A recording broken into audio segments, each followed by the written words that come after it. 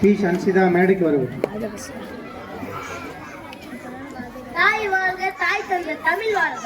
மதிப்பிற்குரிய சான்றோர்களே, மாதா பிதாவிற்கு பிறகான ஆசிரியர் பெருமக்களே, சக மாணவ நண்பர்களே, அனைவருக்கும் முத்தான என் தமிழின் வணக்கத்தை சமர்ப்பித்துக் கொள்கிறேன். நான் பேச எடுத்துக்கொண்ட தலைப்பு தமிழின் சிறப்பு. உச்சங்கள் அமைத்து மொழி வளர்த்த பெருமை தமிழ் மொழிக்கு மட்டுமே உண்டு. அவற்றும் முதற்சங்கம் இடைச்சங்கம் என பகுத்து தமிழை வளர்த்திருக்கிறார்கள்.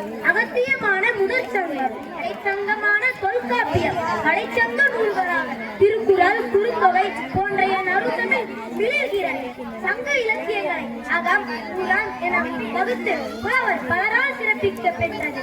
வாழ்க்கைக்கு வேண்டிய நற்சிந்தனைகளையும் வழிகாட்டல்களையும் சங்க இலக்கியம் தொடங்கி பல பரிமாணங்களை கடந்து காலத்தை வென்று நிற்கிறது. செம்மொழியான செந்தமிழ் தமிழை தாய்மொழியாக கொண்டிருக்கும் ஒவ்வொருவரும் ஆதரவு செய்திருக்க வேண்டும் என்றால் அது மிகையாகாது. அவையாரே, எனதருமை சான்றோரே, எழுத்து, சொல், தொடர் போன்ற சிறிய முறையில் இலக்கண பகுப்புகள் செய்து கொடுத்தவை தமிழ் இலக்கண நூலில் தனி சிறப்பாக கருதப்படுகிறது. அன்றும் இன்றும் என்றும் மாறாத்தன்மையுடையதாக இலக்கண இலக்கிய கோட்பாடுகளுடன் நிறைந்த என் தாய் தாய் என்ற வரிவடிவம் எல்லா நிலைகளிலும் சொல்லின் முதலிலும் இடையிலும் கா என்று கொண்டிருக்கும். ஒருவர் மொழியை விரைவாகவும் தெளிவாகவும் கற்றுக்கொள்ள தமிழ் பெரும் துணையாக இருக்கும் என்று கூறினால் யாராலும் மறுக்க இயலாது. இத்தகைய எளிமையும் தன்மையும் உலகில் வேறு எந்த மொழிக்கும் இல்லை என்று புனித கூறலாம்.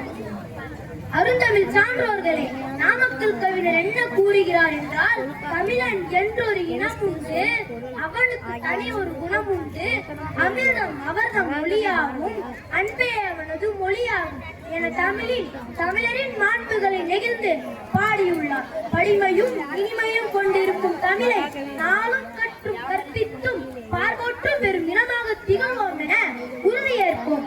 இறுதியாக ஒன்றை மட்டும் கூறி உங்களிடமிருந்து விடைபெற இருக்கிறேன். சாவிலும் தமிழ் படித்து சாக வேண்டும், என் சாவலும் தமிழ் மனத்து வேக வேண்டும் என்ற ஈழத்து கவிஞர் சச்சிதானந்தம் கூற்றுப்படி தமிழை தமிழால் வாழ்ந்து படித்து நாளும்